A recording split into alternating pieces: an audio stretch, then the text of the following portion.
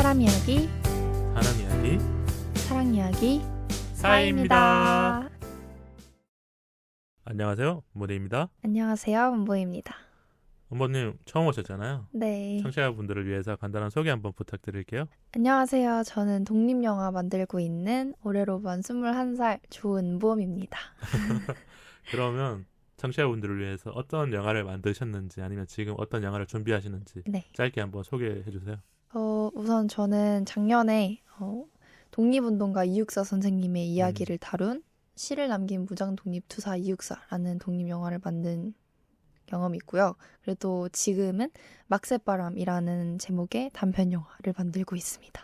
지금은 그럼 아직 크랭크인은 안 한 거죠? 네네, 맞아요. 아직 준비 중이고 막새바람이라는 제목인데요.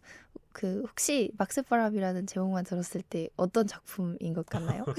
아까 이육사를 들었을 때는 네. 우리가 유명하신 그쵸. 이제 분이니까 다 아는데 네네. 막새바람 했었을 때는 저는 잘 모르겠더라고요.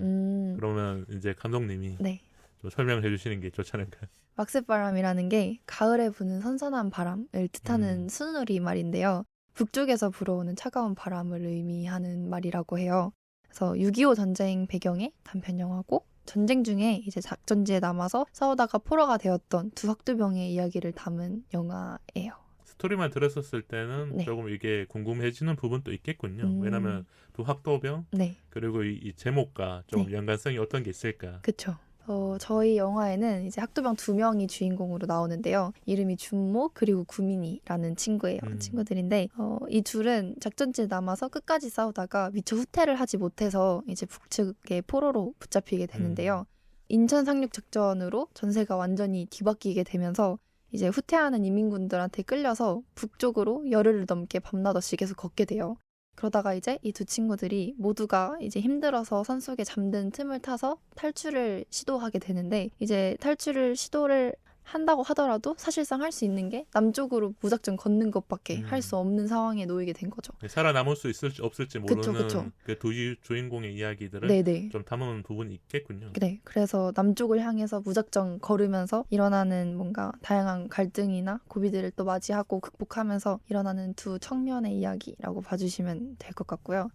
사실 이 영화가 장사상륙 작전이라는 작전 모티브 배경적인 삼아서, 부분들이 네네. 있는 거군요. 그래서 사실 실제로도 그때 상륙 작전 이후에 남아 계셨던 분들이 포로로 붙잡혔다가 이제 산속으로 걸었다가 탈출을 해서 남쪽으로 걸어와서 이제 살아남으신 분들이 계세요.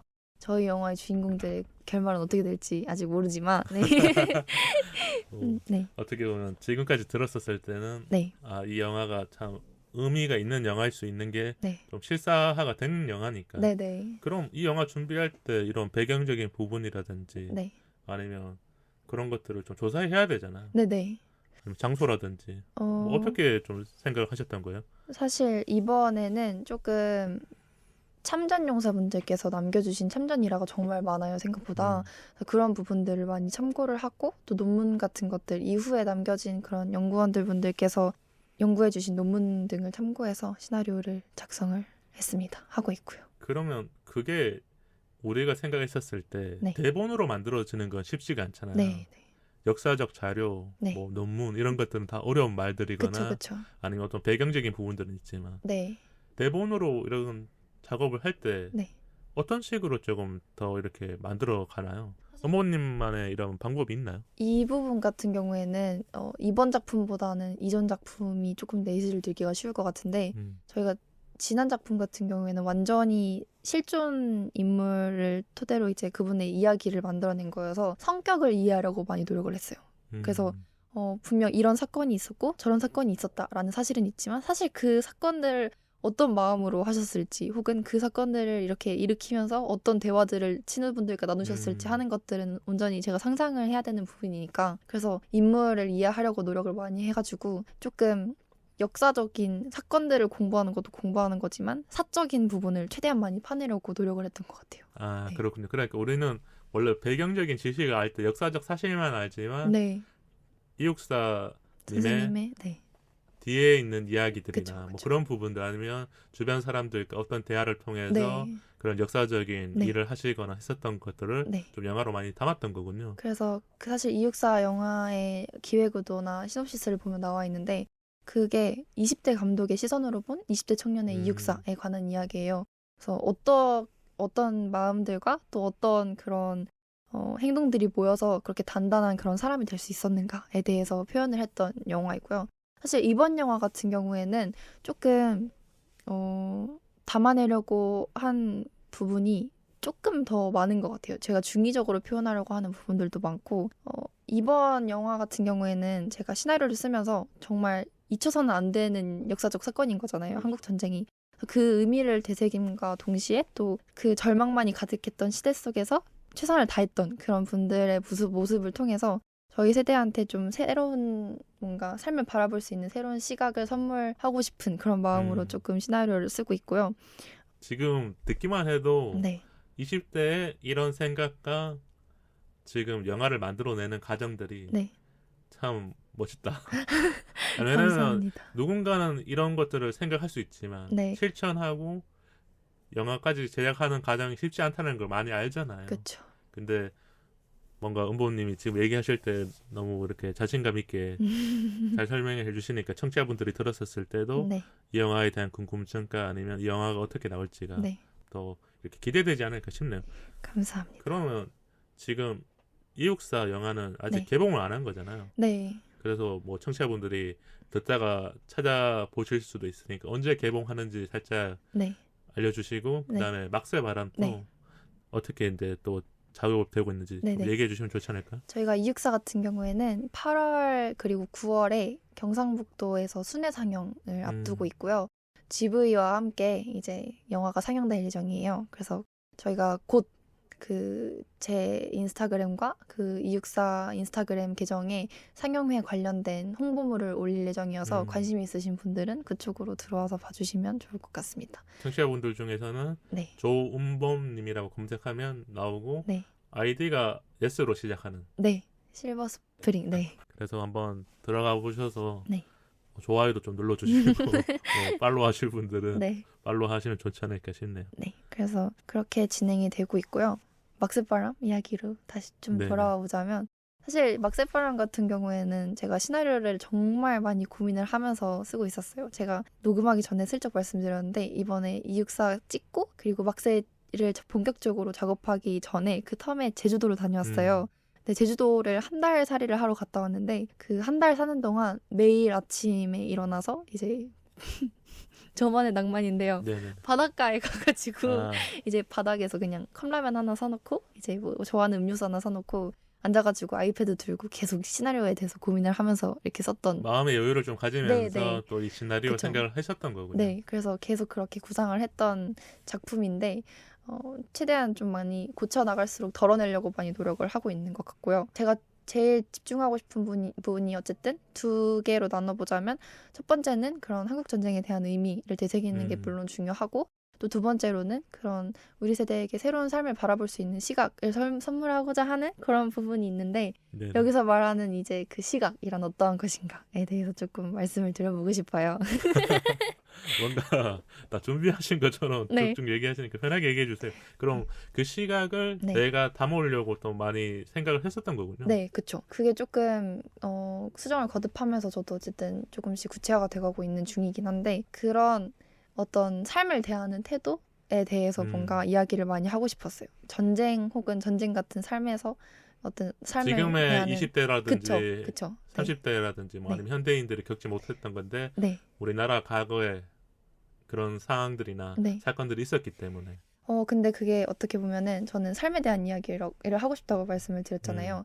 아주 동떨어진 이야기라고는 생각이 들지 않는 게 사실 영화 속 준모랑 구민이가 본인들이 이쪽으로 계속 가면 되는 게 맞는지 이쪽으로 가면 뭐가 되기는 하는 건지 여기 뭔가 끝은 어딘지 내가 어디쯤 와 있는지 알지 못하고 불안감이라든지 그 삶의 그쵸. 방향성을 모르는 네, 거잖아요. 그거를 계속 알지 못한 채 남쪽으로 계속 걸을 수밖에 없는 그런 상황이 어쨌든 영화 속에 길게 나오는데 이런 부분들이 좀 가끔씩 발목을 잡히기도 하지만 또 그걸 뭐 극복해 나가고 뭐 그런 부분들이 어떻게 보면 사실 너무나 감사하게도 저희가 지금은 뭐 총칼을 들고 목숨을 바쳐서 싸워야 하는 상황에 놓여 있지는 않지만 그런 나름대로 모두 치열한 삶을 살고 있잖아요. 어쨌든. 그렇죠. 네, 그래서 그런 고민들이 어떻게 보면 살면서 누구나 한 번쯤 하게 되는 삶에 대한 고민이랑 많이 닮아 있다라는 생각이 들어서 좀 그런 부분을 통해서 어떤 부분에 대해서 생각할 거리를 좀 던지고 싶었던 것 같아요. 영화를 통해서.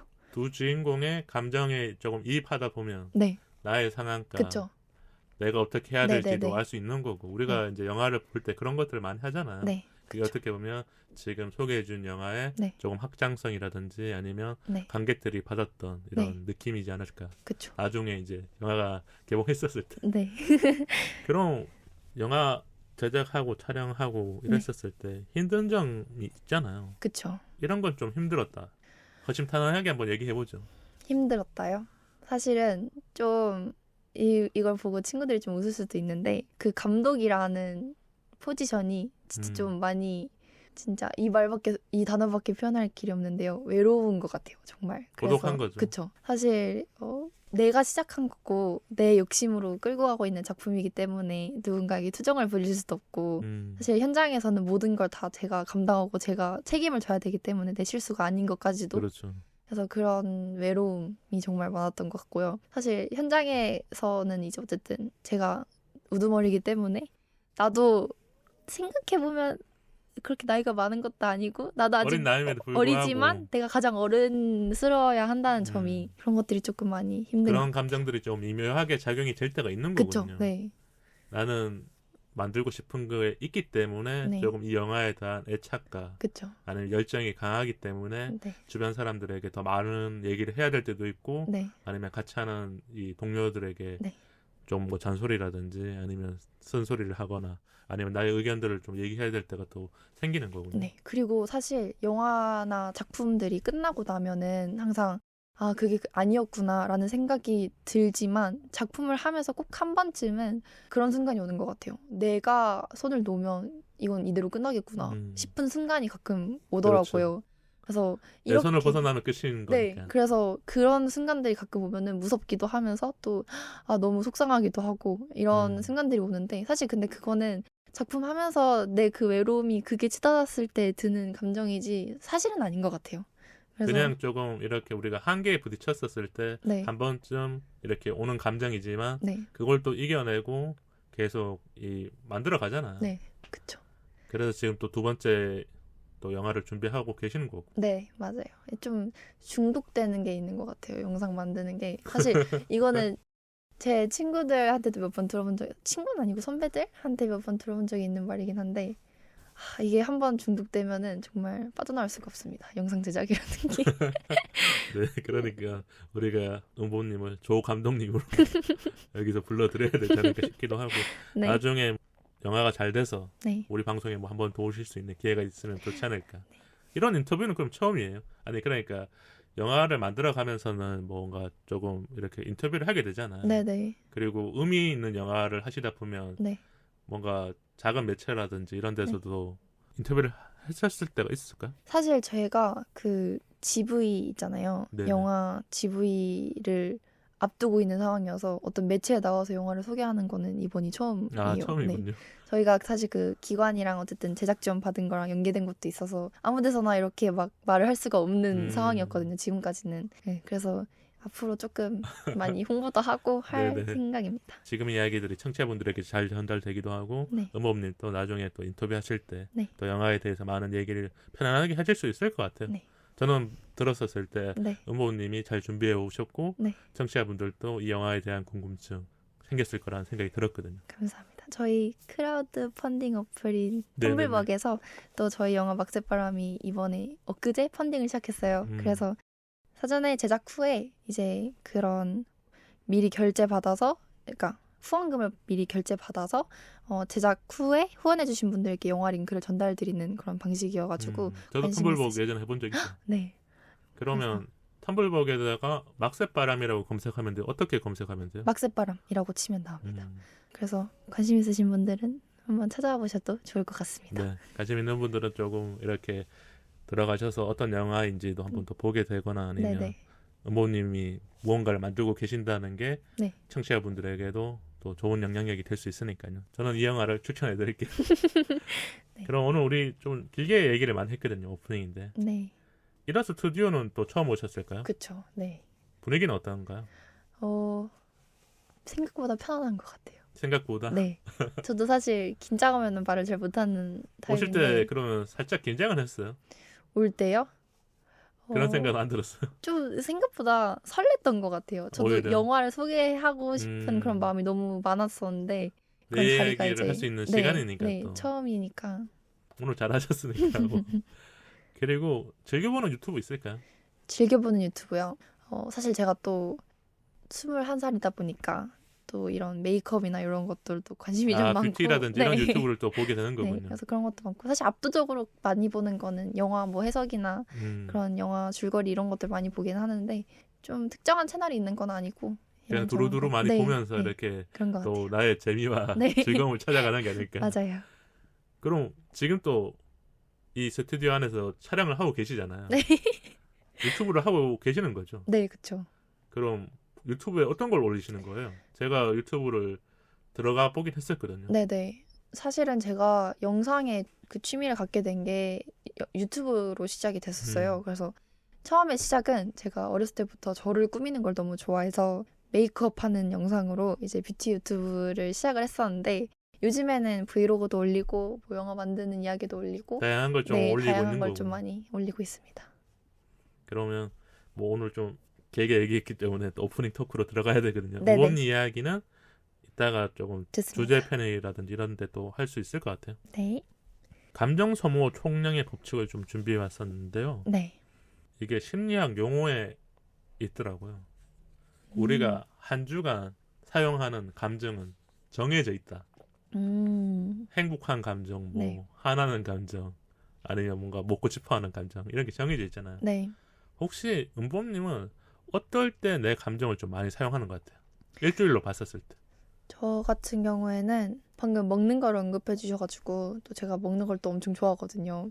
정말 저는 행복을 먹는 거에서 많이 찾아서 네, 먹는 것도 빼놓을 수 없을 것 같고요. 그러면 내가 맛집을 가서 먹을 때 네. 어떤 행복이 딱 느껴져요? 이게 뭐 표현하기가 쉽지 않겠지만 네. 저는 먹을 때 그 생각이 들거든요. 한 번 또 안 먹어보면 맛이구나. 아. 그리고 내가 이 돈을 주고 먹어도 괜찮다.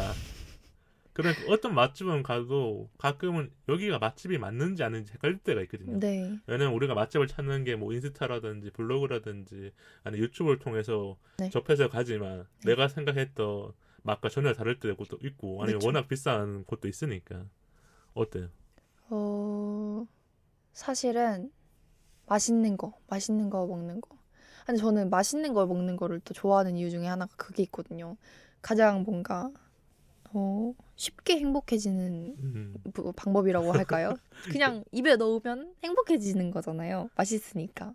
그래서 청취자분들을 위해서 제가 좀 설명을 드리자면 은범님이 MBTI가 T예요. T. 그러니까 이 감정적 표현이라는 게 뭔가 크지 않고 그냥 내 내면 안에서 뭔가가 이제 자극동이 되고 그쵸. 맛있다라는 생각이 딱 들었었을 때 네, 그냥 내가 맛집을 행복한. 가는 거거나 아니면 친구들이랑 같이 가자. 네네. 최근에 갔었던 음식 중에서 어떤 게 좀 있었어요? 제가 오늘 그 이번 작품 로케이션 탐방을 위해서 오늘 또 학교 근처를 갔다 왔어요. 산이 필요해서 네. 갔다 왔는데 저희가 학교 앞에 가장 좋아하는 마라탕 집이 있거든요. 마라탕. 근데 거기가 정말 맛있어요. 그래서 그 어디를 가도 거기만큼 맛있는 집이 없단 말이죠. 근데 저희 학교가 또 되게 산중에 있어요. 그래가지고 거기 학교에 가야만 먹을 수 있는 맛집이어서 오늘 정말 행복하게 식사를 하고 왔습니다. 식사하고 나니까 이 뇌 포만감이 딱 차 있었어요. 사실 근데 거기서는요, 제가 어떤 경험까지 있냐면 너무 많이 시켜서 친구랑 같이 먹고 정말 너무 배가 불러서 들어가지 않는 거예요. 그래서 거의 카페에 온 것처럼 한두 입씩 계속 먹으면서 수다를 떨면서 다 먹고 나온 경험이 있거든요. 천천히 먹으면서 네. 즐겼다는 이야기군요. 거기선 사실 얼마큼을 먹어도 이 정도면 못 먹겠다 한 적이 없는 것 같아요. 정말. 그렇군요. 네. 내가 그 음식점 이름은 모르지만 이야기 들었었을 때 네. 저녁 시간이어서 그런지 살짝은 또 배고파 저는 그런 이야기였고요. 네. 그럼 헌범님이 지금 우리가 좀 즐거운 얘기, 먹는 얘기했지만 네. 좀 이렇게 마음이 지칠 때도 있잖아요. 감정이라는 네네. 게. 그쵸. 우리가 한 달로 봤었을 때도 지치는 감정이 있고 네. 아니면 뭐 하루로 봤었을 때도 집에 들어올 때쯤에 네. 그런 게 있잖아요. 그쵸. 잠자기 전에도 아 오늘 너무 힘들었어 막 네. 이런 것도 있고 아니면 이 퇴근길 버스라든지 지하철 안에서 많은 사람들과 갈 때 네. 그런 생각도 드는데 은보님은 그런 적 있어요? 사실 제가 지금 하고 있는 일이 막 안정적인 일은 아니잖아요. 계속해서 어쨌든 돈을 버는 게 아니라 제가 벌어서 투자를 해야 되는 일인 거고. 그래서 어떻게 보면 사실 지금 취업을 해서 안정적으로 살아가는 친구들도 있고 또 주변에 이런 그런 친구들이 있으니까. 네, 또 워라밸을 지켜가면서 적당히 행복한 삶을 살아가는 친구들도 있고 한데 저 같은 경우에는 계속 외부에서 제가 좋아하는 일이 아닌 일들로 돈을 벌어서 좋아하는 일에 투자를 해야 되는 상황이니까 그런 거에 대한 한계를 좀 느낄 때가 있긴 한 것 같아요. 온전히 내가 지금 만들어가는 환경 자체가 안정적이지 않을 때가 있으니까. 그렇죠. 근데 그거는 영화를 제작할 때는 즐겁지만 네, 영화를 제작하지 않는 기간도 분명히 있었을 때는 네. 나도 모르게 뭐 현타라든지 아니면 생각들은 좀 묘해지는 거잖아. 사실 늘 안정적이진 않은 것 같아요. 영화를 만든다는 게. 그래서 늘 안정적이지 않지만 대부분의 시간이 어쨌든 제가 이 일을 너무 좋아하니까 그 감정이 더 앞서서 이런 힘든 것들을 까먹고 있는데 가끔씩 이게 좀 넘칠 때가 있는 거죠. 그런 불안한 감정들 혹은 뭔가 좀 불안정적인 이런 환경들이 좀 저를 불안하게 할 때가 있는 거죠. 네. 그래서 이 주제가 그런 것 같아요. 감정 소모는 총량의 법칙이 있다. 제가 이 심리학 용어에 대해서 정확하게 몰라요. 네. 구글에 찾아보고 했지만 너무 어렵게만 써 있었는데 네네. 저도 어떨 때는 계속 지치거든요. 네. 월화수목금인데 뭐 지난주에 있었던 일이거나 아니면 이번 주에 어떤 일이 큰 게 생기면 네. 지침에도 불구하고 어느 순간 또 괜찮아져요. 네. 내가 나쁜 감정을 가져도 감정이 100이라면 이 나쁜 감정 100을 다 써버리면 더 나빠지진 않는다는 거죠. 원래 우리가 생각했을 때는 뭐 마이너스로 갈 수도 있지만 네. 여기서 또 우리가 또 행복이라는 감정이라든지 아니면 즐거운 감정 아니면 먹는 감정 아니면 친구를 만나서 수다를 떠는 이런 감정들이 있기 때문에 다시 우리가 한 주에 리셋이 되잖아요. 그래서 직장인들은 대부분 그래도 월요일날 좀 지치지만 네. 금요일 되면 다시 좋아지고 행복해지고. 네. 주말에 또 잘 보내고 오면 그런 이제 나빴던 감정들도 금세 잊어버리면서 그렇죠. 매주 똑같은 생활을 하지만 하는 게 아닐까 이런 생각이 들더라고요. 그리고 저는 이런 생각이 들어요. 감정 소모라는 거를 네. 언제부터 생각했냐면 사회생활을 하고부터는 내가 사람들을 많이 만나면 안 되겠다. 오히려. 어렸을 때는 네. 제가 진짜 일주일에 한 30명, 40명 그러니까 1대1로 만난 게 아니라 이렇게 네. 모임도 가고 하다 보면 진짜 많이 만났어요. 네. 근데 그때는 내가 감정을 막 퍼주듯이 쓴 건지 아니면 이런 총량치 없이 쓴 건지 슬플 때 막 너무 슬펐거든요. 네. 지금은 근데 제가 화요일에는 게이트분을 만나야 되고 네. 월요일부터 금요일까지는 또 일을 하면서 만나는 사람들이 있잖아요. 기본적으로 정해진 네. 이 그게 있으니까 네. 디폴트 값이 있어서 그런지 네. 거기에 맞춘 다음에 약속을 잡아요. 그래서 주말에 뭐 친구를 만나거나 아니면 또 뭐 데이트를 한다거나 이런 게 있었을 때 네. 여기에서 몇 회 이상은 안 해야겠다. 그러니까 약속이 네. 너무 많아지면 네. 오히려 다음 주에 만나거나 아니면 나중에 보자 이런 식이 됐던 것 같아요. 부모님은 사람 만날 때는 어때요? 저는 사실 놀거나 할 때 조금이라도 불편하면은 만나지 않는 편인 것 같아요. 잘. 조금은 낯가림이 있을 때가 있는 거고. 네. 그래서 사실 그것도 작년에 많이 깨달은 게 영화를 만들다 보니까 시간이 너무 없는 거예요. 왜냐면은 영화만 만들면 또 잘 모르겠는데 돈을 벌면서 영화를 만들어야 되니까 정말 영화 찍기 거의 한 2달 전부터는 저는 자는 시간이 없었어요. 그냥 쪽잠을 잘 수 있을 때 낮이고 밤이고 1-2시간 자고 일어나서 일하고 친구를 만나는 시간들은 줄어들고 아예 없었어요. 네. 그러다 보니까 이게 좀 사람을 만나는 시간이 되게 귀해지더라고요. 그래서 소중해진다는 네. 느낌이 드는 거군요. 그래서 내가 조금이라도 불편하면 이 시간이 이렇게 쓰여도 되는 시간인 건가? 좀 억울하기 시작하더라고요. 그래서 억울해지기. 이제 더 만나고 싶은 사람만 만나고 네, 네, 맞아요. 편한 사람들만 만나서 네. 내 감정을 지켜가는 거죠. 네. 그래서 사실 지금은 제가 친하다고 말할 수 있는 친구가 정말 5손가락 안에 드는데 그 친구들만 만나면 사실 감정 소모가 될 일이 거의 없어요. 너무 편한 친구들이어서. 오히려 이제 감정이 더 좋아지는 네, 거군요. 맞아요. 힐링만 되는. 그렇게 쌓았다가 또 영화 만들거나 일을 하면서 또 쓰고 네, 맞아요. 그런 우리가 것 같아요. 그렇게 지내고 있는 게 아닐까 싶어요. 네. 그래서 오늘 또 오프닝 토크 재밌게 얘기한 것 같고 네. 짧게 공지를 하자면 8월에는 협찬이 있어서요. 네. 도서 협찬 할 예정이고 이벤트로 한번 진행해 보도록 하겠습니다. 그래서 청취자분들이 8월에 또 다양한 주제와 게스트분들 기대 많이 해주시면 좋을 것 같아요. 그럼 우리가 또 청취자분들이 기다리는 사연으로 한번 들어가 볼게요.